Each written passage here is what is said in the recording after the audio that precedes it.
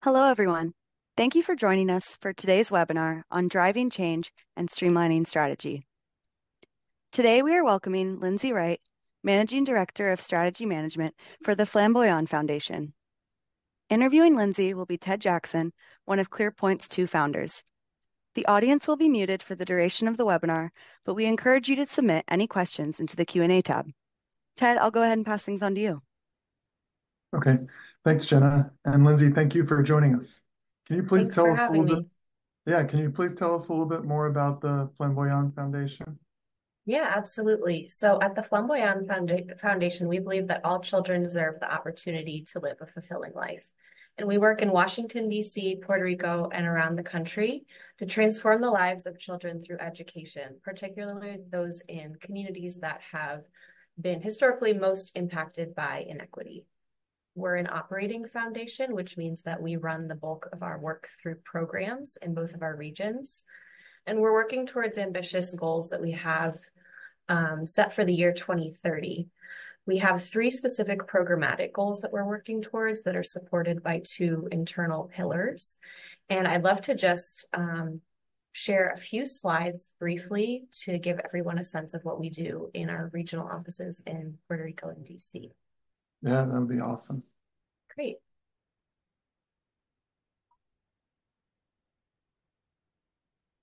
Hopefully everyone can see my screen. I'll first talk a little bit about Flamboyant's work in Puerto Rico. Our first goal is related to strengthening K-3 reading in Puerto Rico. And our goal for 2030 is that island-wide efforts result in K-3 students reading in Spanish at grade level by the time they complete the third grade. So we're working to ensure that, like I said, all students in Puerto Rico are joyfully reading on grade level by the time they complete the third grade by working with a multi-sector coalition across the island to build student literacy. Also in Puerto Rico, we focus on preserving arts and culture as part of the revitalization of the island.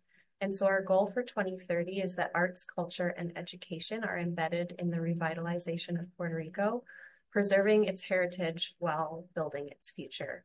The main initiative that we do to carry this out is called the Flamboyant Arts Fund, which is actually in the process of sunsetting, but will leave behind a legacy for artists to continue sustaining their work, as well as community organizations. We also work in Washington, D.C., and our focus in DC is catalyzing and sustaining real family engagement. And our goal is for 2030 that real family engagement will be sustained in DC and catalyzed across the whole country to promote success for students. So we envision a world where real family engagement is a fundamental part of a high quality education for every student in the district. So those are our three programmatic goals that we're working towards. They're supported by two pillars, the first of which is organizational excellence. Our goal statement here is that Flamboyant is a visionary, values-driven, and high-functioning organization with effective operations and programs. And finally, our second pillar is related to external influence. Flamboyant is a highly regarded and catalytic organization that influences and mobilizes others. So that's us in a nutshell. Excellent. It's actually really helpful. And I was, our offices are right in the DC area, and I did a spring break last year in Puerto Rico. So very, very familiar with your areas. Tell us a little bit more about your role and how it's evolved over time. Yeah, certainly. So I've worked with the foundation for almost 7 years. I started working in the executive office as the right hand to our CEO and board chair, Kristen Airgood, which I did for about 4 years. And then about 3 years ago, I pivoted to focus on strategy.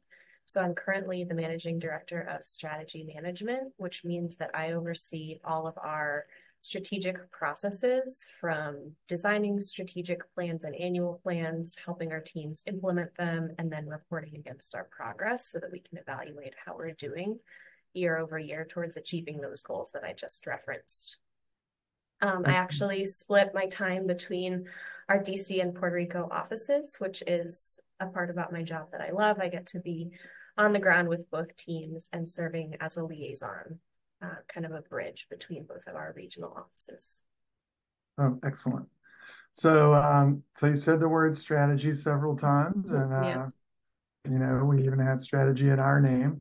So tell me about how you started using ClearPoint and what were you doing before then? We had just wrapped up strategic planning and we were looking for a way to house all of our strategy in one place and then use the system to report against it. We hadn't historically had a system like that in the past. We had used different products like Excel worksheets, PowerPoints to manage our strategy, but at the end of the day, I realized that while products like that are great for different types of workflows, they're really not meant to manage strategy. And so I went through the process of doing some market research to find a product that would help us house all of our strategy in the same place and then help us report against it so that we could understand as we progressed year over year how we were tracking against the goals that we had set for ourselves. Oh, That's how we landed with ClearPoint. No, perfect. And so you said it's been about a year. So tell me a little bit about the learning curve, and then ultimately I'm going to push you to share a little bit about what you're doing. Yeah, certainly. So I would say, as with any new software, there was a little bit of a learning curve, just getting used to the platform once we got our plan housed in there. But another thing I would say is that it gave us really good insight into our strategy overall to have everything in the same place for the first time. So I'll give you an example. As I mentioned, we build a 3-year strategic plan, but then we build annual operating plans to help us execute against that strategy. Putting our first annual plan for this new strategic plan into ClearPoint showed us that our implementation plan was actually too complex for what we were trying to achieve. And so once we had all the data in ClearPoint, we were able to see that we had over 115 different measures of success across our 5 different area focus goals. And it was ultimately too much data for us to really understand at a high level how successful we were in implementing our work. And so I don't think that's an insight that we would have gained had we not had everything in the same place in ClearPoint. I think now the reporting processes have become sort of second nature to our team, and I can talk a little bit more later about how we do reporting. But yeah, we have a year under our belt, and it's been really useful to have this tool to give us the insight as we report along the way about how our work is going. Yeah, it's great. Kind of the story about seeing that, you know, you have so much going on that, you know, it's time to focus. I've seen that in a second way too, sometimes with clients, is just migrating from, you know, Excel or something like that.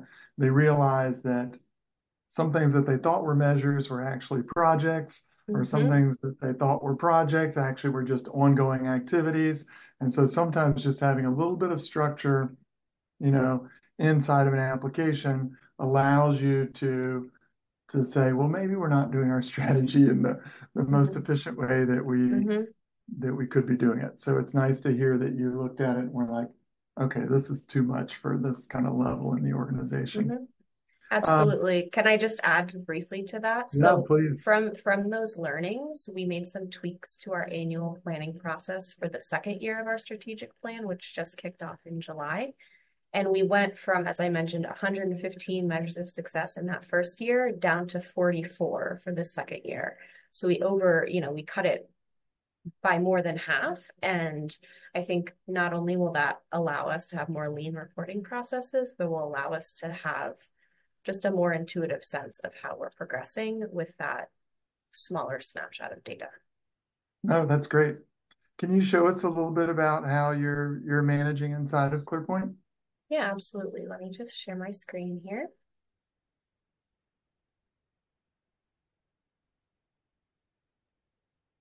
Right, hopefully everyone can see this. So when we navigate into ClearPoint, this is our home page that has our mission, our values, and then our scorecard here, which synthesizes our strategic and annual plans.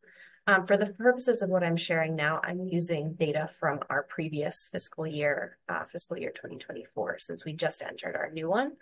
I wanted to give folks just a snapshot of a dashboard that the ClearPoint team helped us to create, which has been really helpful in terms of tracking progress. So earlier I mentioned that we have these 3 programmatic goals that are supported by 2 pillars. So those are our 5 strategic areas of focus. All of those are reflected here in this dashboard, broken down by measures of success. And then over here, we have an aggregate status calculator that pushes all of them together. So we can see across the board for each area how we're tracking, as well as then the synthesis for all of our measures. And it's really helpful to have this sort of quick glance to see where we're above target, where we're in caution, where we're below plan, and use the data to have conversations. You know, something that we talk about with our team is that just because something is in the red or below plan, according to ClearPoint, isn't necessarily a bad thing. Sometimes it just means that we need to reevaluate our strategy. Sometimes it means it's something that we need to deprioritize. And so having this data allows us to have those kinds of conversations. As we go down here a little bit more in the weeds, you can see that there is a table here that's broken down by the measures of success and the analysis for them. I won't go through all of them because, as I mentioned, this is from our last fiscal year where we have many, many measures, but there are 2 that I just wanted to highlight in our different programmatic teams. So this is a measure of success from our K-3 reading team about the ambassadors and champions that we are building to demonstrate knowledge about the essential practices, which is a literacy framework that our team has developed. You can see here how we ended the year above target, and we have some analysis here from our team about the different types of ambassadors that we were able to engage. Additionally, we have space for the team to provide recommendations, which is helpful as we think about planning for upcoming quarters and cycles of work. And then finally, you can see here how this measure of success is linked back to specific strategies and outcomes within our strategic plan. So everything rolls back up to each other. Another quick example here.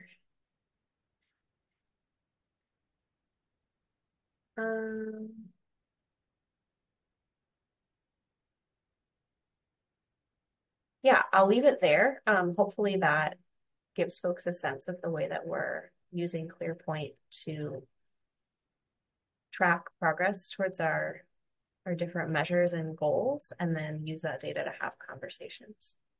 No, that's awesome. I like the way you created the summary page that just says, hey, at a quick glance, you know, where are we in each of our pillars overall. Let's switch gears a little bit and talk about your reporting process. Sure. So, like, how frequently do you report? Do you report at a department level, or what does it look like overall when you think about, okay, it's time to do strategy reporting? What does that look like? Yeah, absolutely. So we right now report on a quarterly basis. So quarters 1 through 4 of each fiscal year, we have a reporting cycle. And we have 10 team leads who lead, as that name suggests, lead the teams that are implementing the work laid out in our strategic plan. And those are the folks who are in charge of reporting. So when it comes time to do reporting, they know to go into ClearPoint. This fiscal year, we've actually created personalized reports for everyone where their specific measures are assigned to them for just ease of access. So they go in, they input the data in both quantitative and qualitative, like you saw in that example I gave with the analysis and recommendations. And then that all pushes into a report that we built that includes that pie chart that shows us the breakdown of how everything is going across the whole organization and across those 5 areas of focus. And then we use those reports to drive conversations with various internal stakeholders. The first level of that would be with our team. We have quarterly meetings, which we call step backs, which are a time for our regional and cross-regional teams to come together to review the work that we completed over the past quarter. which is where we take a look at the ClearPoint report. We usually send that out as a pre-read for the meeting and then have sessions in the meeting where folks go into breakout rooms and share more detail about how the work they did that quarter rolls back up to the team-wide successes and learnings and challenges that we've had. What else did I want to say about this? Oh, so that's at the team level. We also use ClearPoint to have conversations with our senior leadership team and our board of directors. We use the ClearPoint data about twice a year at the midpoint and end of the fiscal year to drive conversations with our senior leadership team about strategy. And then ClearPoint has also been really helpful in creating board reports that we bring to our board of directors to give them a high-level sense of how strategy is progressing across the organization. Cool. I'm going to restate some of what you said, and you tell me if I heard you correctly. And I'm going to this time try to use terms that that might not be as specific to Flamboyan. Sure. So your team leads, are they like a management team? Correct. Okay. And so they kind of look across the whole organization. They're leaders in the organization, and they pull together kind of all of your data on a quarterly basis for your overall strategy. And then tell me a little bit more about these. Is it a step back meeting? Is that for the whole organization? Like all the employees come to those? So it's like a town hall of sorts? Exactly. We break the meeting into 2 sessions. We start by having the whole organization, both of our regional offices, come together virtually, and then we'll split regionally to have more, deeper conversations focused on the programs that each region runs. Oh, that's great. So then it sounds like you're doing measures kind of organization wide, and then you drill down into projects in each region, and exactly. And the teams that are in those regions kind of have their separate meeting. That's right. And are the projects also in ClearPoint? Are they done separately now, or how do you think about them? We run those separately from ClearPoint. In ClearPoint, we're really just focusing on the metrics, but then different teams use different project planning tools to keep track of all of that work. Gotcha. And the executive team meets a couple of times a year to talk about strategy. Are they looking at those quarterly reports? Or are they a separate report in ClearPoint, or how do you pull together information for them? Yeah, so usually we use the reports from Q2 and Q4 that sort of give us, like I said, a synthesis of how we're progressing at the midpoint and end of the fiscal year. And that helps them to see if there are any pivots that need to be made, anything that we need to pull back, or anything that we need to double down on. Awesome. From a change management perspective, how much of a change was this compared to what you were doing before ClearPoint? Like, were you doing step backs and leadership team meetings before then? Did you end up changing the pace of them, or was it just, hey, here's a new tool to view it? Well, when I think about change management, I think introducing ClearPoint was the biggest change. We already had a pretty set cadence of internal meetings, but having the data from ClearPoint has enhanced those meetings. We didn't really have codified strategy reporting cycles before we used ClearPoint. And so candidly, sometimes we'd get to a certain point at the end of a fiscal year, or preparing a board report or something of that nature. And we'd have to sort of scramble to do some quick synthesis. And now we don't have to worry about that because we're doing things in a really systematic way across the course of the year, every year. And so the data just exists and we can pull it whenever we need it. Oh, that's great. I would say it's surprising how much of a difference it makes to have like a measure that tracks over time and be the same measure versus sometimes you pull out the raw data, sometimes you pull out the percent, sometimes the chart looks like a pie chart or a bar chart. And when you do that, you sit in those meetings and you spend most of the time fighting over the measure or talking about it.